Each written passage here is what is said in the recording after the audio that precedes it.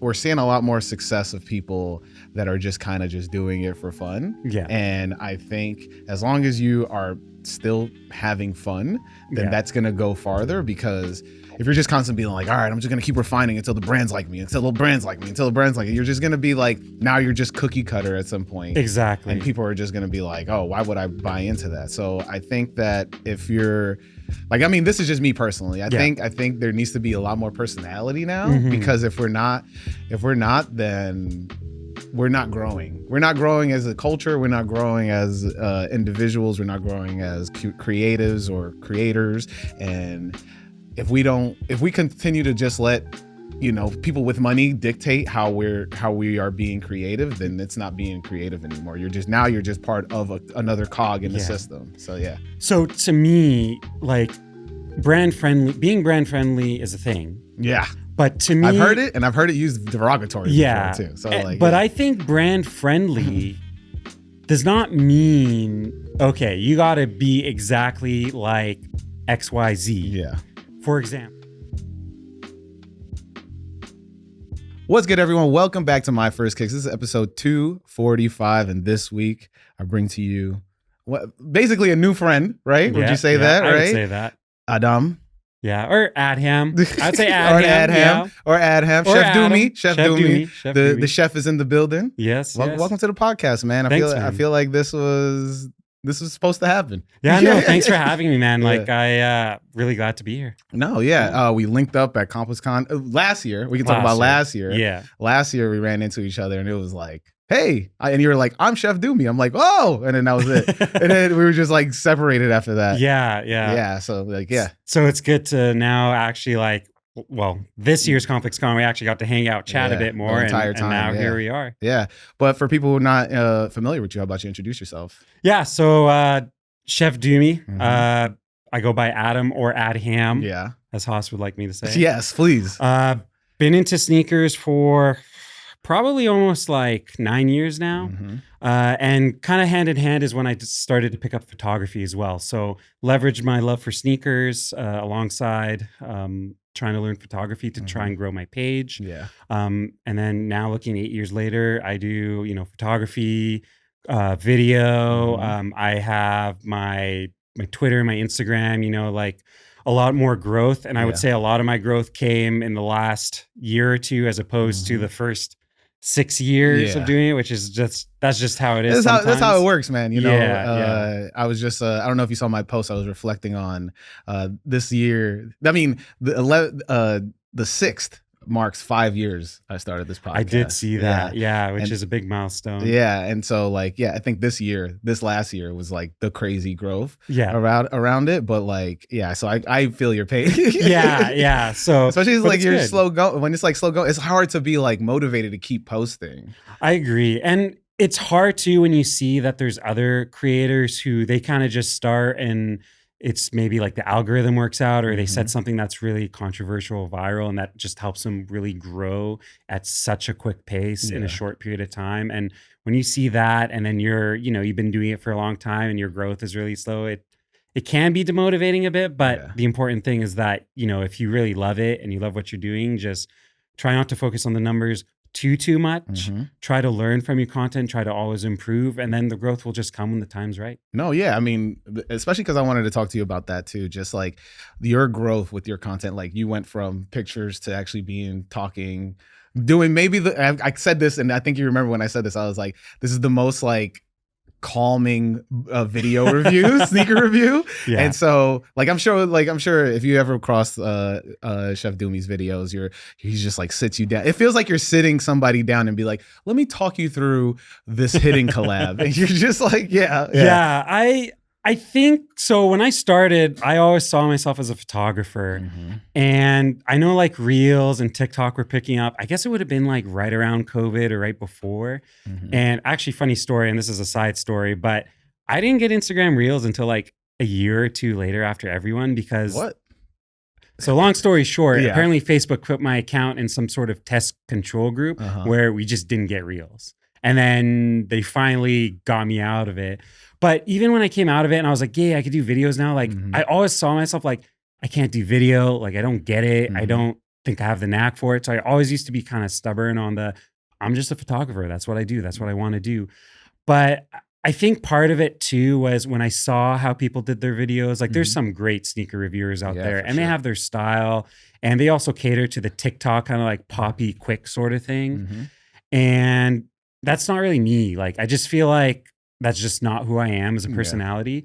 So at some point I kind of realized, okay, like I really want to take content more seriously. This was about 2 years ago. And I was like, I want to take content more seriously because I was kind of it was kind of in the backseat and I was kind of just going whenever. But I was like, I want to take content more seriously. I got to do more video. So actually it's funny because I talked to my buddy Lewis at the time about it and he kind of gave me some tips of like, hey, like this is what you could do, that sort of thing. Shout out Lewis. He's in the building. Yes, I'm Ill Vibe. Also D's in the building. Yeah.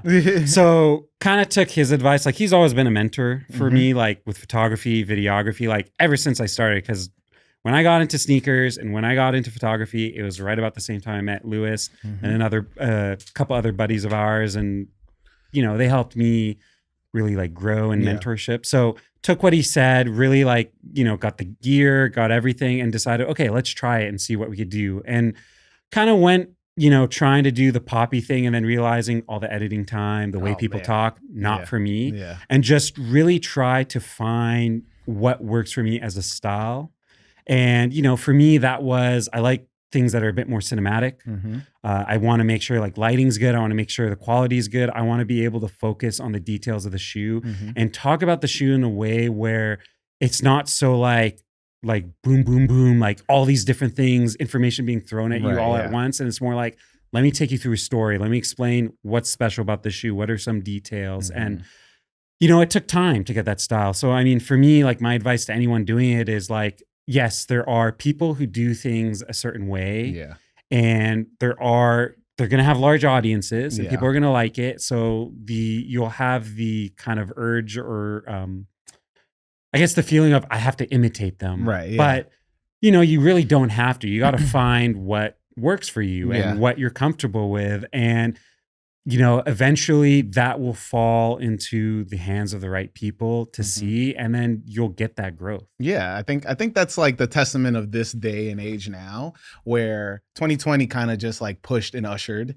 in all the people that were just like, I'm just gonna figure out how to play the algorithm. And now we're coming out of that part. I feel 2025, where a lot of the people are just looking for people to be genuine in front of them, right? And so the reflection of that is starting to see some of these pages that have been grinding past 2020 really showing themselves and then being like, you know what, I'm gonna still be consistent, you know, 2025, I'm still pushing. And I feel like the audiences have starting to come and find that, like your page, you know, like my page, Sneaker Fetish, you know, AAD, all Aaron, like Mike from Sneaker History, like a lot of the people that like are trying to have conversations because they want to be part of something. And I think the way that content creators really honed in on like trying to get the bag during 2020, 2021 was like, yo, we're just going to copy everything. I remember like TikTok was so saturated with like everybody doing the same thing that it was insane to see. Like you scroll and everybody got all the same sneakers. Everybody's pushing Nesquik. Like, yeah, it was crazy. And like, and there's shoes that you would call TikTok shoes as a result, because everyone is like, oh, like, what was the shoe? Like the Jordan 1 Obsidians, the Jordan 1 Mocha Highs. Like both those shoes were like, people liked them. Then, people would see on TikTok, they would do so well engagement-wise. So everyone wants that shoe. Everyone wants to talk about that shoe. And I think also kind of a product of getting the more genuine audiences now has to do with where sneaker culture as a whole is now. Like we're going away from the whatever's trendy, whatever has resale, to the more people who are like genuine essentially, and actually like the culture and actually want to talk about it and invest in it and, you know, give back to people and talk about the shoe in a way where the love is from just the love of the game versus the love of the money or the love of the attention, you know, and that plays a big role of where content is now versus 5 years ago. Well, before we get deeper into this, let me hit you with the question that I ask everybody each week. And that question is, what's your first kicks? What's that first pair of sneakers you absolutely needed to have? My first pair of sneakers I absolutely needed to have, which it's a bit embarrassing saying, but it was an Adidas NMD. Okay. It was the I think Was it the OG? Was it like wasn't the OG actually? Yeah. It was called the Clear Gray, I believe. Clear Gray? It had a circuit upper and it had like a light blue big block, Oh, and I then think the I block see. in the front was like a light gray. Mm-hmm. And the reason I did, and then I found out about the OG after that. Mm-hmm. And the reason I wanted that shoe, honestly, was I was starting to get into Instagram kind of, I would say like late 2014, 2015, but I was not like, I knew nothing about sneakers back then. I was into like band merch. I was a big EDM head. Okay. Like, huge fan of Skrillex and like Ausla and that sort of culture. You still in? Are you still in? Not as crazy as before. Now I'm more like, I would say my music taste is more generalized. Hey, I feel like everybody had a, like during that time, like 2014-ish, that Skrillex phase was. Everybody had a Skrillex I still phase. listen to his stuff like to this day, but like definitely not as hardcore. But Remember when anyways. Hauser or Bauer? Oh, yeah. Yeah. Harlem Shake. Yes. Harlem Shake was going crazy, which I actually watched a documentary. Well, I'm going off topic, but I watched a documentary about Bauer and that Harlem Shake stuff, which was really interesting. Did you know to that what's his name in it? He's now an artist. He's in the pink suit, and that's the video that went viral. What's his name?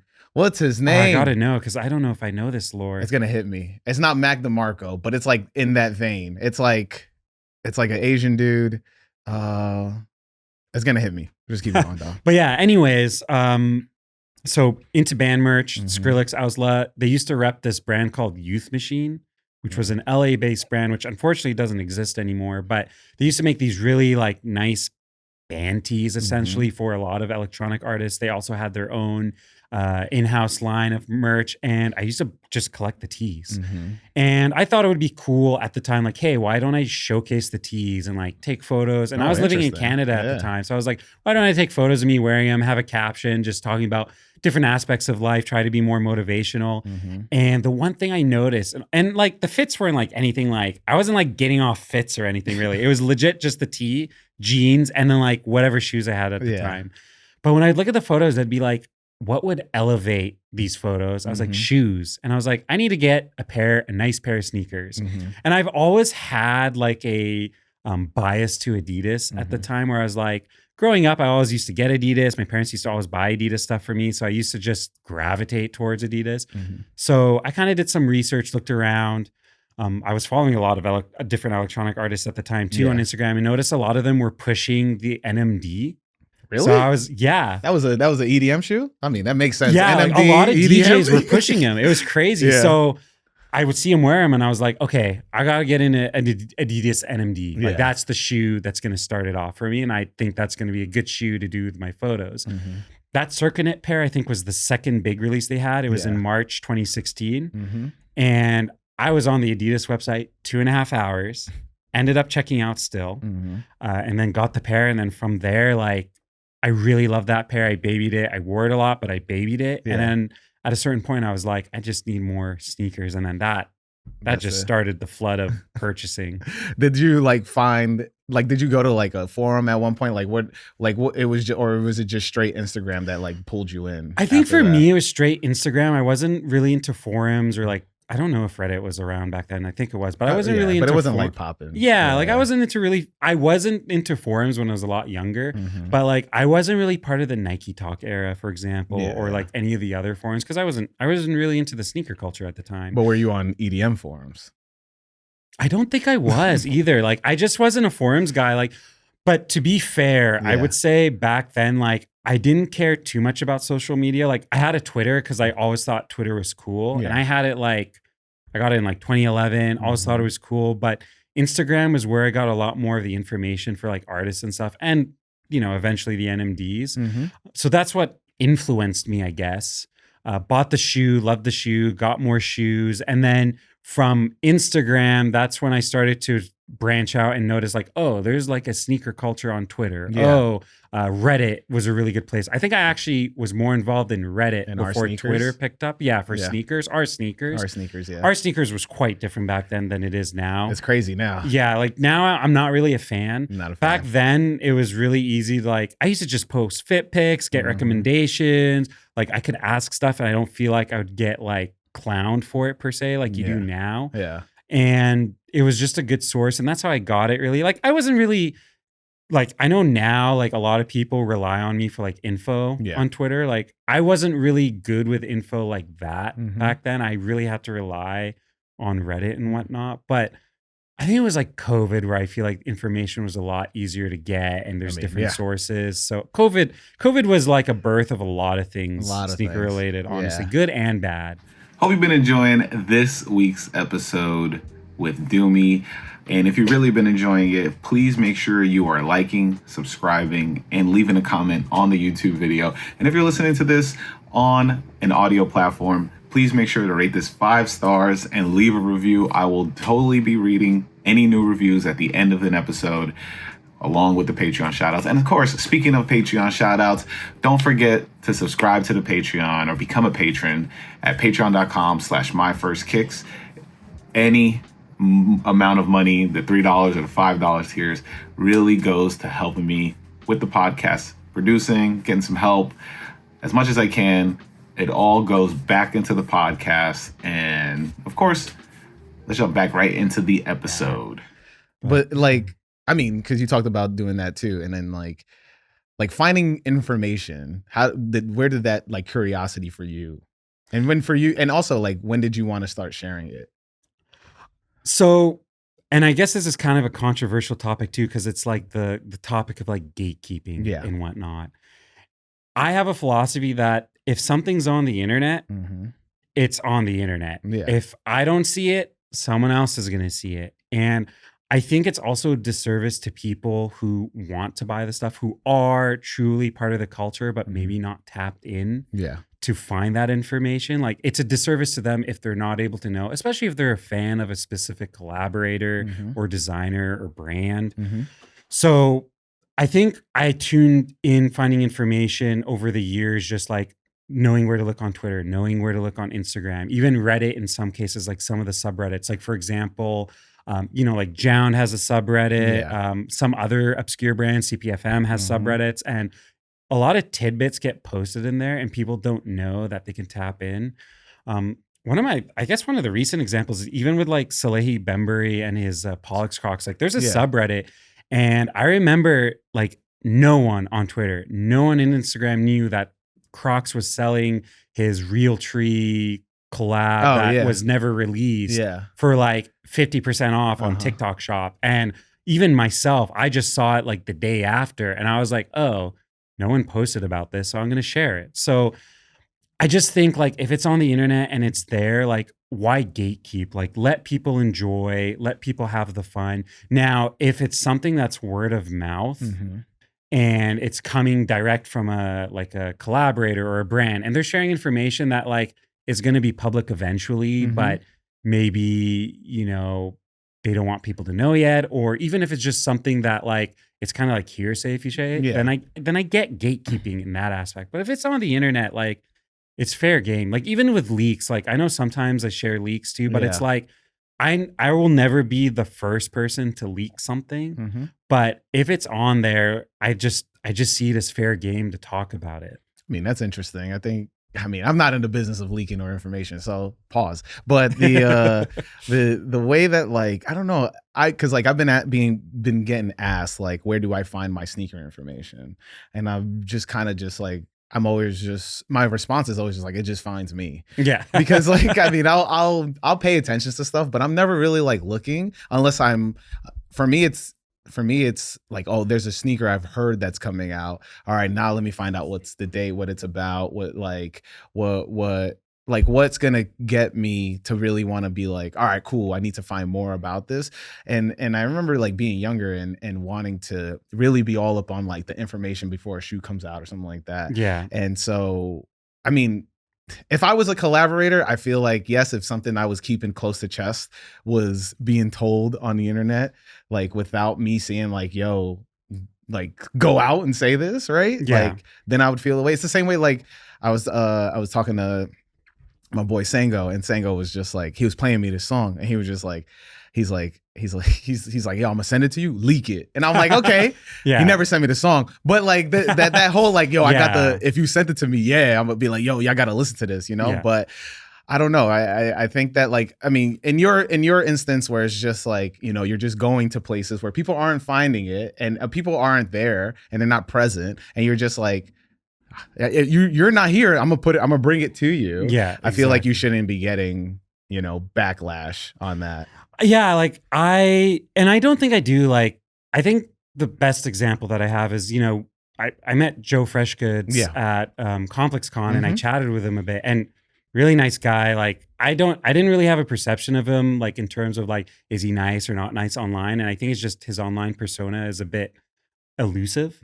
And he was a really nice guy, and talking to him, super nice guy. And I thought you introduce yourself? Like, I did introduce myself. I'm Chef Doomy. Yeah, I did introduce myself, and I was really impressed that he actually, like, I guess he recognized me. Yeah. And, you know, I saw his shoes were on the side, the upcoming collab of the 2010s. And we had like this funny exchange where I was initially taking like full photo shots of the shoe, like full shoe. And he was like, no, don't do that, because, and then he was explaining to me, he was like, I know your content's going to turn out good and everything, but he's like, I wear size 12. They're going to look like boats. So like only detail shots. And he was like, yeah, even those in-hand photos that I do to like preview shoe, he does it with a size 8.5. Because he's like, that just looks more aesthetic. Yeah. Like, I guess like framing wise. Yeah. It does show off like the overall shoe a little exactly. bit. Yeah. But to get to the point is, there's that big debacle about his 992s at the start of the year.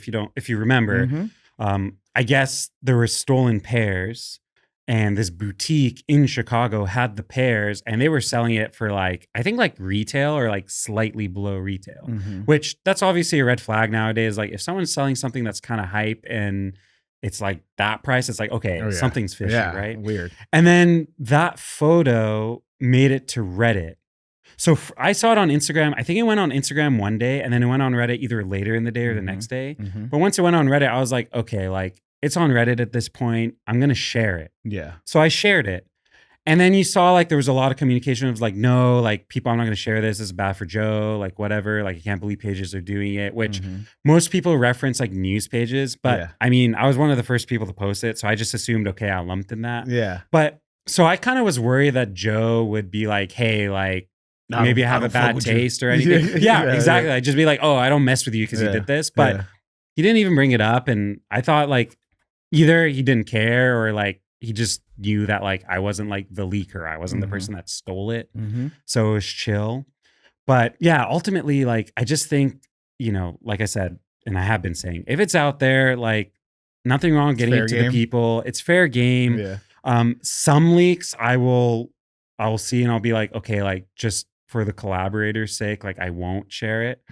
Especially when it's stuff on like really obscure, like, sometimes I just find stuff on really obscure Instagram pages. Yeah. And I'm just like, okay, like, I'm not going to share this, because if someone else shares it, good for them. Maybe I will at that point. But sometimes, you know, obviously people want the first scoop, and sometimes it's nice to have the first scoop and you get the engagement and stuff, but sometimes it's not worth it. Yeah. And collaborators and other people have told me stuff before early.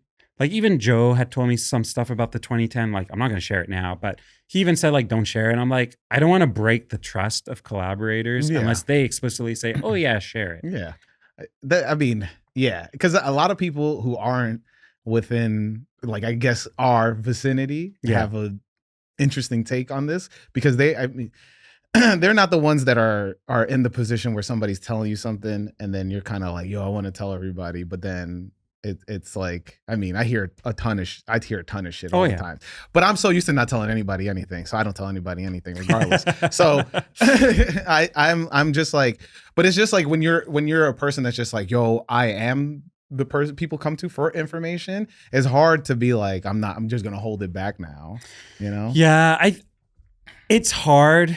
Luckily, it's not like I get my DMs like crazy blown up asking for stuff. Like, usually everything's on public timeline, so like I can like really put a level of secrecy on how I answer. I mean, perfect example I think is like with Kith stuff. I think people think like I'm tapped. Okay, so to clear the air, I'm not a Kith employee. You're a right hand man for Ronnie. I am not a right hand man for Ronnie. I am not tapped in by any means, but I just really liked Kith, and I've always liked Kith from like. But didn't I feel like you were the person that was just like, Kith's dropping this loyalty program, and I remember reading it from you, and I was like, I've never heard like. And then you're like, the week after they dropped the loyalty program. I think there was. Man, did I really drop it? Well, I didn't know about the loyalty program before it came around, but right? Yeah. But I have to say, like, even the Kith Ivy stuff. You were the first person to talk about the Kith Ivy stuff, I think. So I think the reason I went there, because you posted the address, and I went there. There's nothing there. I don't know what's going on with Kith Ivy right now, because I feel like they did the announcement and everything, and like there hasn't been talking about it since. Not since, yeah. But I will say, like, Kith Chicago, I knew about because I browsed like the Kith career site. I also saw that news article about them buying the real estate, so it kind of like cat was out of the bag.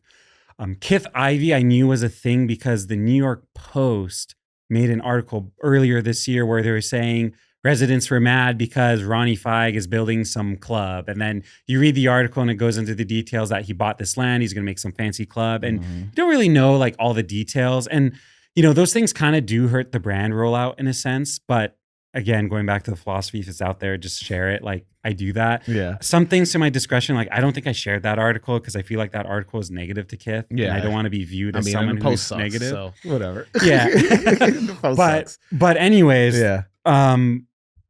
I noticed when I started posting a lot more information is that Kith shares on Instagram and does a really bad job relaying it to Twitter. So I would see the stuff on Instagram and post it to Twitter as a service to people who do like Kith and do like the brand, so that if they're not on Instagram for some reason, or if they aren't chronically online like I am, they have a chance to see it. So I think that's how I got the loyalty program. That's how I got, information about Kith Ivy as well. And then they do stuff kind of elusive where like they might tag the page, but they don't like bring it up front and say, hey, we have a new page, Kith Ivy. And then I'll go to Kith Ivy Instagram and then I'll see stuff about it. And I'm chronically online and I dig. And then I just make just some openly say information. you're chronically online. Yeah, I'm just chronically online. Like really, that's all it is. Like, and I like Kith, so like I'm just partial to really like digging more about it, knowing about the collabs. The only thing that I know about Kith ever early is sometimes word of mouth from people who may not work with Kith but are in industry. So like Kith Marvel, for example, like everyone was kind of surprised that it didn't come in the summer. Yeah. And I don't remember who I talked to, but they're saying, yeah, like Kith Marvel is still coming, it's just later in the year. So I knew this collab that they have next week is coming, but I don't know the details of when, like really exactly when. I don't know what it's about. And I'm not just going to publicly share, oh yeah, Kith Marvel's coming just off of word of mouth, because yes, I share information and I want to help people, but then there's also a fine line with my content and me trying to, work with brands that if they're going to tell me stuff, I want to at least give them that trust that, hey, if you tell me something, I can make the decision of, and I know that you telling me something does not mean I'm going to go share it. Yeah. I understand when something is private. I understand when something's public, and I'm not going to blab to everyone if you tell me something in confidence. Yeah. I want to know, so you mentioned that you lived in Canada for a bit. So where are you from originally? Okay, so heritage is Egyptian. Okay. 100%. So both my parents born and raised in Alexandria, and they even got married in Alexandria. Wow. And then my dad wanted to pursue more schooling. Both my parents have bachelors in engineering. My dad wanted to go to PhD route. So they decided to go to Canada, specifically Calgary. So for people who don't know Calgary, it's in Alberta, which is north of Montana. And Calgary is really known for two things. If you're into hockey, Calgary Flames, yeah. And then the Calgary Stampede is the big show. Oh, so what's the third thing? The Hart Dungeon. What? Wait, I don't even know what the Hart Dungeon is. Bret Hart and... Oh, yeah. Oh, sorry. Wrestling. Yeah, yes. You're right. The Dungeon family. I apologize. Yeah, and then what was the... I guess they made a wrestling competitor to WWE. Yeah. It was called... it was a... Stampede? No, it was also made by McMahon as well. It was. I'm gonna have to think about that for a second. I don't remember. And it was also based in Calgary, so I guess that goes. The into guy's the name is Joe Jew. I think his name was Joe Jew in the pink suit at Bauer. He's like a famous singer now. I think so. Yeah. And they made they tried to make a competitor wrestling. Yeah. So I guess you're right. It's three things. Something the third Stampede thing being wasn't a Stampede. It was like something Stampede. Something like that. I don't remember. But that's where like Owen Hart and like all the hearts were wrestle and they tried to do it, and then it flopped, and then they Yeah. all just eventually went to they all went WWE. down, Or yeah. I guess it was WWF at the time. But Yeah. but anyways, yeah. So born and raised there. Mhm. I first moved to California, the Bay Area specifically, when I Mhm. was young in '99. So I Nice. was about 5 or 6 at the time. Mhm. Lived there for almost 10 years, then moved back to Calgary, did my high school, did my college there. And then I'm also an engineer by background. Yeah. And I wanted to pursue a master's, and I figured it would be better to go to a US school. So that's when I moved back to California, Mhm. did that. And then I'm not going to bore people with my 9 to 5, but I have a 9 to 5 and stuff. And No, yeah, outside I mean, of sneakers. I mean that is, it's interesting because like I do want to talk about that a little bit more because I also have a 9 to 5 as also pursuing this, and so some people don't really understand that. Like some people, to be honest, if we're only just posting sneaker content, people only think that we're just doing sneaker content. Exactly. You know, so like a lot of the people that we are familiar with, and I mean outside of like Seth or Winona, who are full-time content creators, a lot of us also have 9 to 5s because sneakers don't really pay like that. You know? I mean, so, yeah, content doesn't really pay like that. I mean, everyone has 9 to 5s. Yeah. They just don't advertise it. I will also say that like when we are people of our skin color, especially like brown people, Yeah. it's like I think we are the people that are representing it, and so we have to continuously try to show, because it's not just a simple, hey, just start reviewing sneakers and now you've got it. Like there's still other different things, because it's like, algorithms will be like, no, we're gonna push this type of person forward, and then we're gonna be, and so like I was very curious about like what has been the reception once you started getting in front of the camera and started to be yourself and stuff like that. So I personally think I still need to work on it a bit, Yeah. because I was talking to Quan recently. Shout out Quan. And I met him.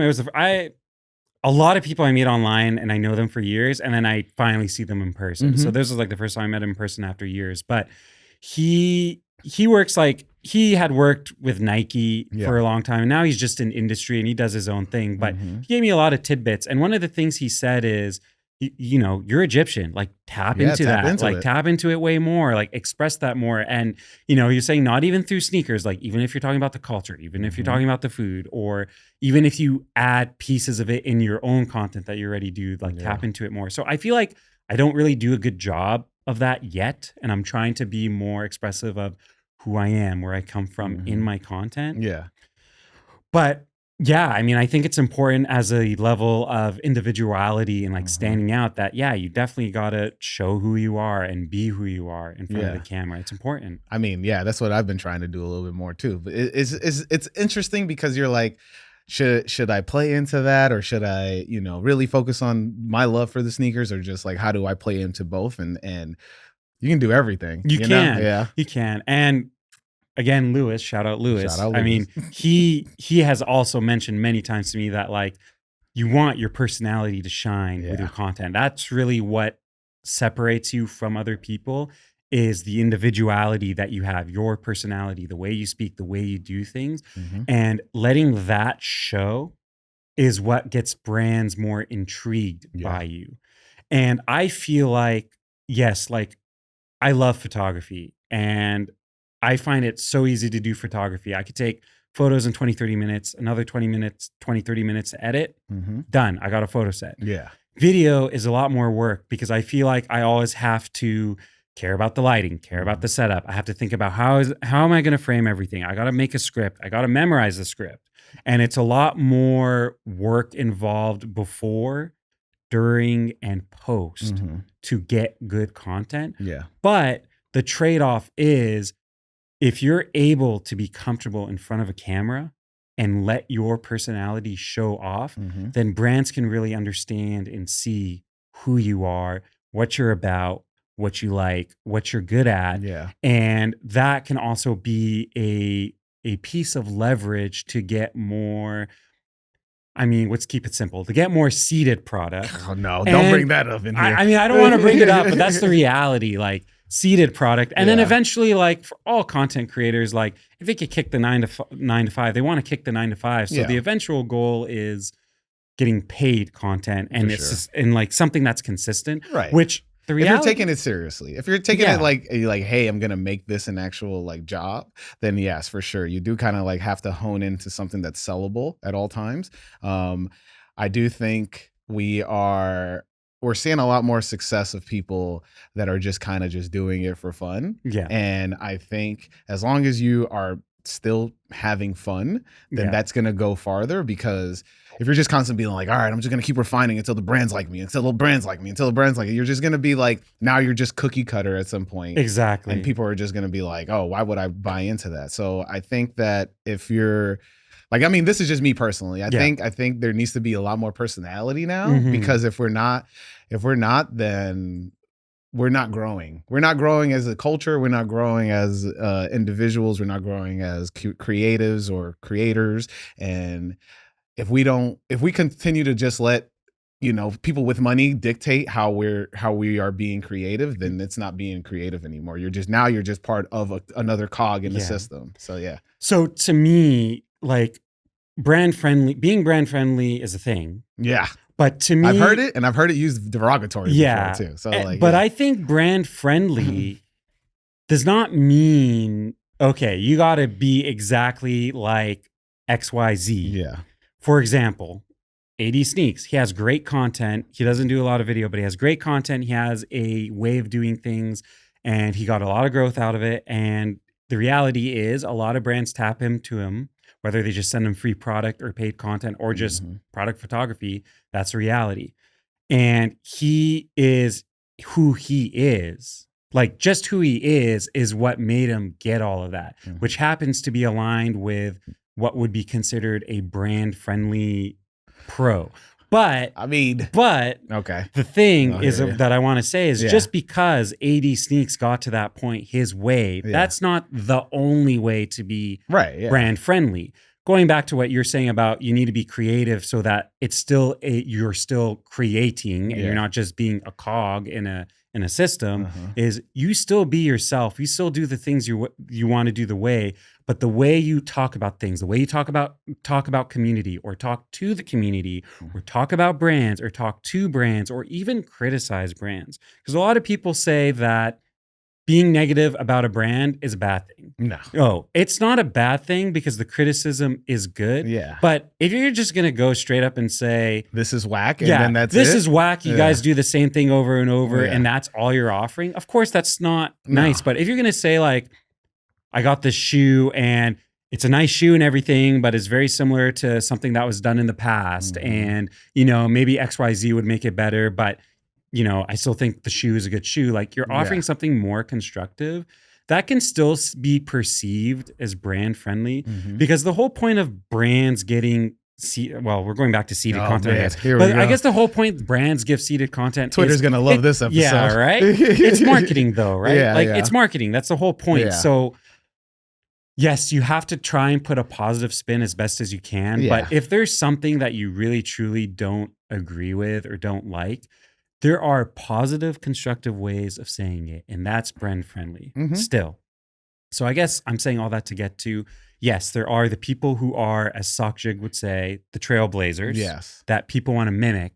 But you can find a way to do your own thing and still have all the correct things done with your own individuality, your own creativity, and still, sooner or later you get successful. And to kind of hit the nail on the head, one of my buddies, Kyle, shout out Kyle from Water When Dry. Oh yeah, shout out Kyle. He always has the perspective that at the end, good content wins. Yeah, for sure. It might take a year, it might take 10 years, but good content wins. As long as you're genuine, as long as you're consistent, which consistent does not mean you have to post every day, or you have to that's a whole different conversation. But we could have that conversation. Yeah, but as long as you're, nice, consistent, always engaged with the community, and always trying to be better and grow in a healthy way. Yeah, the good content will win in the end, and you will get your flowers. Yeah. And I think that's something that creatives, whether they're big now or they're trying to grow, they got to keep that in mind. Yeah, I mean, if for anybody who's listening to this, I think that like, you know, I mean, I've heard people that are creators, that are people who are in the industry that really listen to this, and I do think that like this is a topic I don't really get to touch on a lot. Like I'll have in content creators here and there, but like we usually stick to, you know, what they're really want to talk about or their stories and stuff like that. But like when it comes to like content creation, when I think about it, is like I've tried a ton. And if you're not trying, then you're not trying to figure out because you are the puzzle in this is essence, right? Where you're like, all right, for example, Lewis, who's like, you know, in this building, and you won't be able to see him on camera, but Lewis has done this thing across his years of creating where he decided to bring in his family. He decided to like, you know, and him and Jared, I'm saying his name wrong, am I? 215. Jerome. Sorry. Former guest, Jerome, 215 shooter. But like you have a creative collective. And so it's always like, if you don't have that, you're not trying to figure out your piece of the puzzle of like, yo, what does this look like? Or what does that look like? Or, you know, let me try this. What do you think about this topic? And so a lot of people, especially when you're content creating, you're just throwing stuff at the wall. Yeah. You're just hoping something will hit. And then when you see something hits, then you're like, I got to do that over and over until it doesn't work anymore. And I hate that fucking process. I hate it. But I was doing that the first 2 years of just like, I'm just going to do a video, TikTok, talk about this, this new stuff came out. Let me talk about that. And I think I got the most frustrated in my life about that shit. It's a lot of work. I'm trying to think of an example with my experience, which I think would be Twitter. Yeah. I always had my Twitter for a long time, and it had been in sneakers in a long time, but it got pretty stagnant for years. For years. But when I said to myself, okay, we're going to take content more seriously again. Let's get into video. Let's take more photos. Let's be more intentional about the content. And when I realized there was that gap of information not being shared, I said, let's share information. Yeah. And what I found is when I started sharing information, it just worked. It would get a lot of engagement. So in my mind, I'm like, okay, I'm just always going to share information. I'm always going to share my content, and that's who I am. And I think in that process, it wasn't really let me try a ton of things and see what stick and just go with it. I still feel like it's true to what I want, which is I want to share the stuff that I think is cool and dope. And I think people are just going to like that I share the information, and maybe people like my perspective that most people focus on Nikes and Jordans. I like Asics, New Balances, Salomons, Sauconys, like a lot more. You're team wealthy. Yeah, exactly. I'm team wealthy. So I just happen to talk about that more. And it's just a reality. But that's also missing too, because everybody usually talks about the big three. Yeah. And so, you know, I mean, I've been to every single brand. I've held every single brand. And so, you know, when you're just a person that's kind of just like, I'm always hearing about Vermeeros and stuff like that. But you're just like, but what about, you know, the Asics, I don't know, GTO 10 or whatever. Yeah, the 2160s. 2160s or something like that, you know? And there's nobody that's really touching on those things outside of Welty for real. Yeah. And so the New Balances of that, like you only get to hear about that through collabs. You're not, same with like Asics and Hidden. Like now they're starting to get a little bit more love, or Invincibles. Like I saw you pack those. Nice. I love those. Those are great. And so there is like a lane for that. It is limited, but at the same time, you know, these brands, those technically smaller brands than the other big three are just like, what am I saying? Big three, big two, maybe? Would I consider? Well, Adidas is like, I'm assuming you're saying big three, like Nike, Jordan, Adidas, right? No, Nike. I would consider Nike and Jordan the same. That's why I'm saying big two.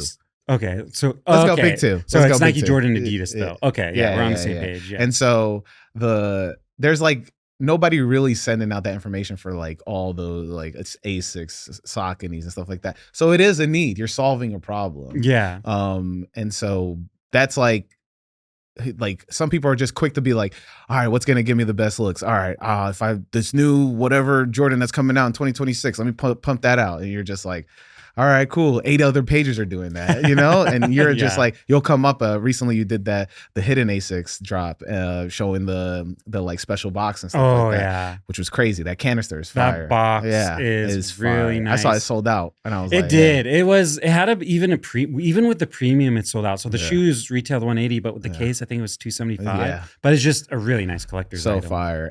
But it's just like, yeah, a lot of that stuff is definitely not hitting Twitter.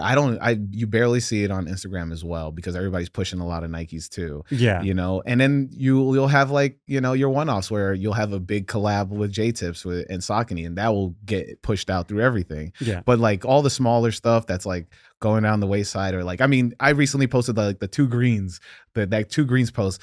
It was more of just like, I was trying to be like, these 2 look the same, but I didn't want to be like, these 2 look the same. But the Fade Solomons and the Amine New Balances, which I do not like that model. I will stand on it. Man. That's the sneaker of the year. 2000? The 2000s are the sneaker of the year. Those sneakers is terrible. I say bro. that on wax multiple times. New Balance Great 2000 shoe. absorbs is terrible. No, it's a great shoe. It is an improvement from the I 1906. literally I was talking to Amine, and I go, the colors are great on that shoe. That was it. That's all I said. Come on. So I really like that. I don't know. Those 2000s is to me are just a great model. You got the futuristic look. You're tapping into what's in style now, but then you're improving on the 1906. I know you're just like, nope. But like, you're also improving on the chunkiness look of the 1906 and making it like still have that chunk vibe, but it's a lot slimmer. And I just think with shorts, it looks good. With pants, it looks good.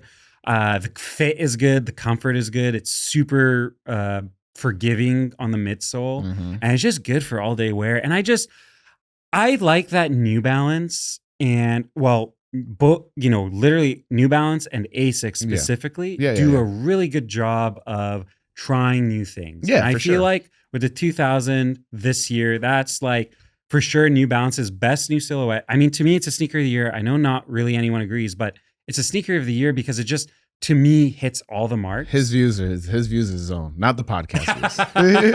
So it hits all the marks. And then ASICS also does like a good job. They had a few new models this year I feel like kind of fell flat. And I think just the reason is a lot of them are very similar to what's already on market. They're not necessarily bad. But ASICS dropped that new model. My boy Mikey was pushing it. What was the name of it? It was like very sleek. I think I posted like several different colorways of it. I forgot the gel name of it. Sekaran? No, that was what JD Sports has. It was like, it has like a full air bubble on the bottom, but it's like no real branding over it. Is it the Gel Kinetic Fluent? I don't know. You're naming stuff and I don't know the name. You're just I'm like- just saying they've definitely push out of different types of models. And I think For sure. I mean, I was recently on Sock Jig's podcast and we were talking about the sneaker of the year list, and I do think I stand on this. I like, if you're gonna make a sneaker of the year list, and it needs to start being newer models, because what my biggest takeaway from that is just like, and we were sitting in that, right? Even though I was fucking sick, I was like, I was out. Aaron kept turning to me and be like, yo, he's falling asleep, and I'm like, I'm just there like, but I do think it's just like in the sneaker of the year list, I think we need to really hone in on models versus what storytelling is pushing a lot of this stuff, because then we're just going to keep getting retros over and over again. Like, it's not cool that there's 3 different models across, like three separate Nike models got the love on that. Exactly. Instead of being like, yo, we could take this off, put in the terrible 2000s, or, you know, like, yeah. I mean, I think there's 2 things at play there with the sneaker of the year list. Is one that, like the fact that they put a lot of retros is not really advancing us in terms of innovation of sneakers, because now the perception is, oh, the retros are popular, so why would we stop the retros? Now, I think this year specifically, the reason we had so many retros on that list is just like an effect of, oh, Nike and Jordan decided this year will be all about nostalgia.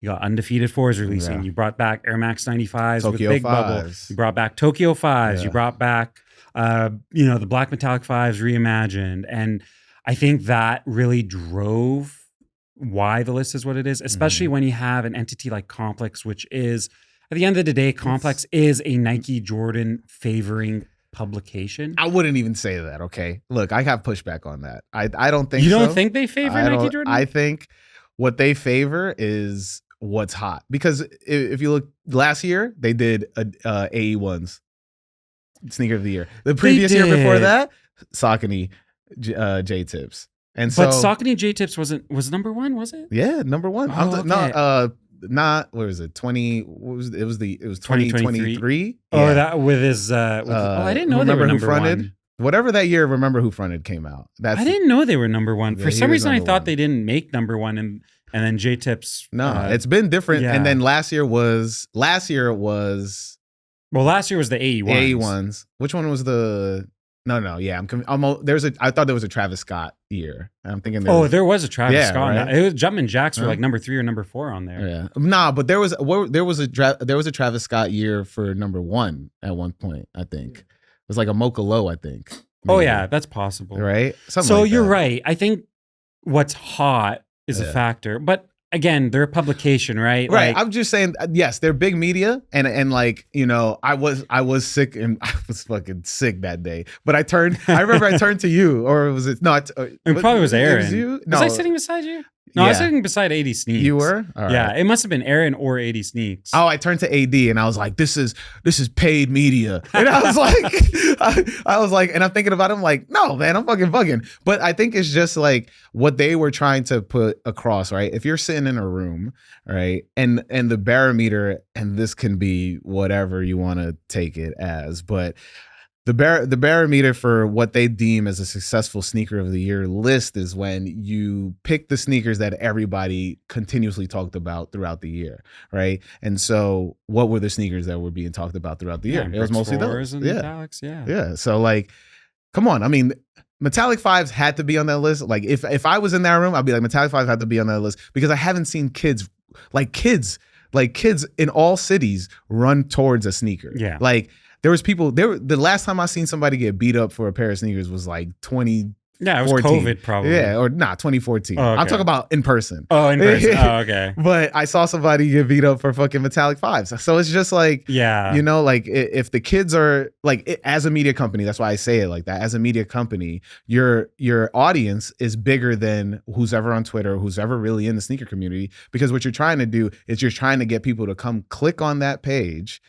And what sneakers are going to make them click on that page? Mm-hmm. All 10 sneakers that they listed. But here's the thing, which is my counter, which is I still think Complex favors Nike Jordan in general, because you have 5-6 people making this list. Yeah. They get together, and I don't know what the process is. And I know Welty kind of touched on it on Twitter a bit, where it said, 5-6 people. And I don't know if it's like they're in a room and they just agree, or if they all make lists and they bring it together. The last I heard was like, it's a Slack room. It's like a sneaker of the year Slack room. They talk, they put in the sneakers, and then they take it from the room, from the Slack room, and then they put it into a meeting. Okay, so got it. Yeah. So my thought and my theory is, if everyone in that... Maybe I'm exposing something. I'm sorry. But in that Slack room, if everyone is favors or partial to Nike Jordan, all they're going to suggest are Nike Jordans. Because even when you look at sneaker of the year list from Complex year to year, what was it? They used to always... Well, even Joe LaPuma joked about it, but literally, what was it? Either spot 7 or spot 6 was like... I used to think about it too and be like, oh, this is like the New Balance spot. This is where they'll always put a New Balance. And so it was like Joe Fresh Goods for a while. And Bronson. And Bronson had a spot there too. And it's just like, they're always consistent in that way. And it's still the majority of the list is Nike Jordan. So I just feel like those people who put it in do that. And if you're using the barometer of, oh, this is what people talk all the time about, man, like this year, there was Asics people talk about all the time. There was New Balances people talk about all the time. Like Bronson stuff people talk about all the time. Yeah. But I just think if the people making the list are just favorite to a brand or more in tune with a specific brand, then these other brands just won't have a chance on the list. So when I saw the list, I'm like, okay, yeah, you have one Converse. What was it? One Converse, 8 Nike Jordan, and 1 Adidas. And you see that list, it's like, okay, like you're snubbing Asics, you're snubbing Hoka, you're snubbing Solomon. Hoka had a good New year, Balance. too. Like Hoka actually, you know, like we're the both Marnie collab. we are person. Marnie collab owners. That's gonna be the name of this episode. Yeah, the Marnie collab. But I mean, I love the Marnie collab. Yeah. I wouldn't call the Marnie collab a sneaker of the year, but definitely like I like that it's different and unique. Yeah. I think they're called Anna, which is this like Swedish, Danish boutique. That collab I thought was really well done. Really well done. But that's one like, yeah, like I could say it's sneaker of the year, but like literally, I bet you like maybe one person watching this is going to know what in the world I'm talking about. Hey, this is for the senior community as well. So, yeah, you know, so it's interesting. I do think that like I said, I think we're definitely coming out of this wave, and a lot of people are, you know, showing themselves who like really appreciate this stuff, and we're going towards, I would say, a progressively better sneaker era. But these sneaker of the year lists gotta have like, I keep complaining about it. There needs to be like a legit criteria. Just give me like 5 specific things. Be like, yo, creativity, you know, marketing, design, comfort, and like, you know, mass appeal or some shit like that. 5 points, and then you do that. You combine it to make it 100, and then there's an actual, you know, thing. Yeah, then it's purely ranked. Like I know they said like they don't agree with panel, they don't agree with like award show where there's different categories. But even if you just like in the, you know, in the show when they do it or the panel, if they just put the shoe and then you have those categories like storytelling, design, creativity, or whatever, and then you just have like a bar out of 5, and you just like show like how it falls in, and like you said, like you just get a total score out of that, and that's how it gets its spot. Then I think there'll be less arguing if that's there would be less arguing, and then people would be like, well, I don't know if there'd be less arguing, because now you're going to get into the conversation of, oh, they said this shoe had good storytelling. No, the storytelling of this was not good, or, you know. Yeah, but then that gives us actual talking points versus like they put up the list and people are just like, oh, this is insane. I can't believe the Wake Fives didn't do better than that. Like, and you're just like, but why? And then, but if you give people being like, hey, look, they gave it a 5. They gave it a 5 on marketing, and they gave it a 5 on creativity, and so then you're just like, now you have an actual conversation that can happen, because usually and I don't know what's going on, but this year it was like people just started devolving into personal attacks, and like it was crazy. And people were talking about sneaker of the year for what, a week? Yeah. Like a week, and it was actually the first time I visibly saw Joe LaPuma and Brendan Dunn and Welty all pitch in. And I was like, okay, like, and it was funny because I think they pitched in like later. Yeah. So like the conversation was starting to die down, and then they pitched in, and then it just became crazy. And I was like, okay, like I get why they want to pitch in, and they want to like, you know, stand on business of this is why it is the way it is. But like, just sometimes you just gotta let it rock. You guys put it out there. You put it out 2 months before the end of the year. The list is going to get updated like it did last year. I think last year though, AE1 was still the number 1 shoe, but they kind of like reordered some shoes, put different shoes in. But they're going to do that this year too. You got very good collabs coming. We got Kith Marvel Asics with Capcom. Very excited about that. You got what? That was so. I know the Kith Marvel collab that they just dropped for Marvel vs. Capcom 2. Now they're doing actual ASICs for those? So I knew they were coming a while ago, but Ronnie Feig he has like he has an Instagram channel called Just Us, and he posted a really quick video of him recording the unbox. You know how with the last ASICs he recorded like an unboxing video to show off the shoes and stuff? Yeah. You can see that he was recording that video in that like clip that he put. Crazy. And it's a Marvel versus Capcom. I'm gonna be broke the end of this year. Dude, I already said straight up on Twitter, like, just run my card. I'm buying every shoe. I need like those. The ones last year. That's one of my favorite games of all time. Oh, really? Yeah. Okay, yeah. I have it on Dreamcast. Yeah. Oh, wow. Okay. Yeah. No, I had it on PS2. So it looks like too that they're gonna have like double boxes again, where it's like you buy the box with 2 pairs. Yeah, and I don't know if it's gonna be. I assume it's gonna be like last year, where it's like ABC's been trying to figure that out. Oh man. Yeah, that was unfortunate. We're towards the end of the podcast, and I want to ask you one last question. Deals with a little visualization. I want you to think back to when younger you was getting those NMDs, right? And now you're older you behind your younger self. What would you tell your younger self as he opens that box? I think I would tell myself that like you're doing good, you're trying to find yourself and to stick with it. Reason being is I think I was still really finding out who I was, what I liked, what I wanted to do at that time. Mm-hmm. And there were many instances where I felt like, why am I doing this? Like, Mhm. why am I trying to buy sneakers? Why am I trying to do photography? Like, is there even a point of content creation? And I think I would just tell myself, like, keep with it, and Mhm. consistency and being like a good, genuine person always wins. And, I'm not a perfect human, but I feel like for the most part, I try not to do wrong by people. I try to focus on my content, make it really good. I try to stay away from all the different realms of drama that exist with sneaker Yeah. culture, unfortunately. And I would just tell them, like, hey, like, just hang in there and you're going to find who you are and really thrive. Yeah. And, like when I look back where I was then and where I am today, wouldn't change a thing. Hey, man, that's beautiful. Yeah. Man, let everybody know where to find you. Oh, yeah. So, Chef Doomy, spelled Chef Doomy. Mm-hmm. I am on all socials, but most active on Instagram and Twitter. And yeah, I like talking to people. So Yeah. if you shoot me a follow, just say what's up and I'll chat. I won't Yeah. ignore you as long as you don't say something out of pocket. I mean, I hope not. You know to find me, Who Is Hustle, on social medias. Follow the podcast, My First Kicks Pod. Follow D3Es. Me God, he always gets reposted. He always in the pictures. That's fam. And you gotta follow Lewis. Yeah, Lewis. I'm Ill Vibe. Okay. And this guy is the inspiration and the homie. So yes, sir. Do me a favor and follow him. Yo, please. And then kick it to myself to do Patreon shout outs and my outro. Peace. Thank you. I hope you enjoyed this week's episode with Chef Doomy or Adham.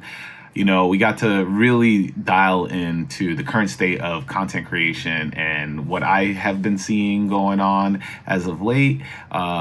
Next week's episode, I'll probably just might as well announce it. I talked to Chris Chance a little bit more in depth with that as well, coming from somebody that appreciates this culture and wants to continue progressing it. But this week's episode, it was really cool to just sit down with Chef Doomy. So he's gotten into sneakers through untraditional way. And I thought it was very interesting to hear his upbringing and how that translated into him finding sneakers and, the way he peruses the internet. Saying he was chronically online. I used to be super chronically online in terms of just like being like in the know of what's going on the internet. And now I've taken a much, much, much needed step back because of that, of just wanting to be all up in the know. I want to experience things more. And so that's why I'll go to an event or I'll try to like go to stores and have conversations with people at stores. Like I'll hit up Renard from time to time and hang out with Mikey and Samaya and Cisco and Julian out there just to be like, just to see what's going on and see how the neighborhood is. Also, I'll hit up All Right with JP because these are like my home area, like my home bases in terms of just like not dealing with just always finding about the new stuff coming out on the internet. So I thought that's like, it's just very interesting because, when you're coming up in the sneaker universe and, you don't have a lot of money, you can afford your internet and you can afford your computer at the time, and you just peruse the forums and have conversations all day, have arguments about sneakers or just do really deep dives. The forums is where you were at. And so hearing how he got into this and how he takes that and maneuvers around the internet now is very interesting because, if you follow him, which I'm pretty sure a lot of you do, he's very forward with the information. He's always putting stuff out. Like he announced it's crazy that I did not know that the Marvel vs. Capcom Kith stuff was happening until he said it on the episode. And this episode is releasing the day it drops. So I'm like kind of not happy with the whole collection, in my opinion. I said recently on Twitter that I am a little bit confused, and I'm scratching my head. Like, I'm wondering if the people from Kith that designed this stuff really played the game, because it's dabbling into, you know, pieces of Marvel, and it's dabbling into pieces of Capcom, and then they'll have some Marvel's Capcom pieces like the hoodie or the fleece or the hockey jersey, which these are things that I want. But then you look at some of the shirts and you're like, why are they putting this Street Fighter stuff from Street Fighter 2, Street Fighter Ultra, Street Fighter 4, like, on a shirt for Marvel's Capcom? It does not resonate with me in terms of that, because I'm all about, I'm gonna take you for a ride. Like, yo, I know the whole song. I have all the games, and I played every single Marvel's Capcom. Why didn't they just, like, you know, really just tap in to just the 3 games, right? And so that's just a side note. I mean, I'm pretty sure somebody's gonna hear this and be like, yeah, he's right, or be like, yeah, he's wrong. But, you know, I think that the way sneakers has moved around on the internet as of late has been very interesting, to say. You know, I've gotten a couple tweets go viral a little bit, or whatever they're called now. And I've also had some clips. I had recently, the Cool Kids clip go crazy on Instagram. So I appreciate y'all if you shared it, reposted it, or sent it to somebody. It's been crazy since then. The uptick in followers and people consuming my content has been going up. So I'm really appreciative to everybody for that. And if this is your first time tapping in to my podcast, you've got 244 episodes to catch up on. First 10 are going to be on Patreon only. And because I'm using that as a segue, let's do the Patreon shout outs right now. So let's shout out Plox, shout out Derek Hawkins, shout out Jesse, shout out Derek Lipkin, Fresh Poetic, shout out Adam Butler, MSR, check out his podcast, and of course, shout out Ross Adams and Adam Newstetter. All of y'all have been helping me out tremendously with your subscription or becoming a patron, and you can also become a patron at patreon.com/myfirstkicks. I appreciate all of y'all. And as I said in the interstitial or whatever, the when I cut in to tell you how to subscribe, all the money that goes into the Patreon it goes straight back into the podcast. I got some stuff coming up. You know, me and Dee working on getting some merch going again. We're updating the website. We're gonna add some cool stuff. I don't know if this is can be announced just yet, but I think I'm doing a live show next Wednesday, the 19th. So if you're watching this when this comes out, just be aware. I think I should be announcing it soon. Hopefully. Just if you're hearing this and you're like, well, I haven't seen this yet, ping me or something, because I am sure this is happening. Just waiting for some extra stuff to come on. But really appreciate y'all if you stuck around for, you know, this long. Just want to say thank you for tapping in. I've been getting a lot of messages as of late saying people are noticing my work. People are noticing how open and honest I am. People are noticing how much, you know, what's the word? People are noticing how much I care about the culture and how much I care about these conversations I'm having. And I'm putting my hard-earned dollars and my work ethic into getting these episodes out for everybody. And yes, I do owe every patron some extra episodes on the Patreon. Those are coming soon. Just got to get them recorded. But I just want y'all to know, you know, this has been a 5-year journey, and it feels like I'm just getting started. So I really appreciate y'all. If you've been here from the first episode, if you've been here from the 20th episode, if you've been here from the middle, you've just found this just now, I appreciate y'all for tapping in. And so make sure you share this and make sure you tell somebody, because if you don't tell anybody, this doesn't grow anymore. So make sure you share. Don't gatekeep this. Gatekeep the culture, but don't gatekeep the podcast. Because if you show them this, maybe they'll have an appreciation for the culture. Hopefully, I've interviewed a lot of people, and I want to keep interviewing anybody under the whole, just whoever's roaming this earth that piques my interest. And I want to learn more about them and their journey, especially using sneakers as a through line. So without y'all, there's no more of this. So just want to say thank y'all. And if you want to check out more episodes of this podcast, check out these 2 episodes here. Subscribe to the podcast. And of course, don't forget, wear your kicks. Peace.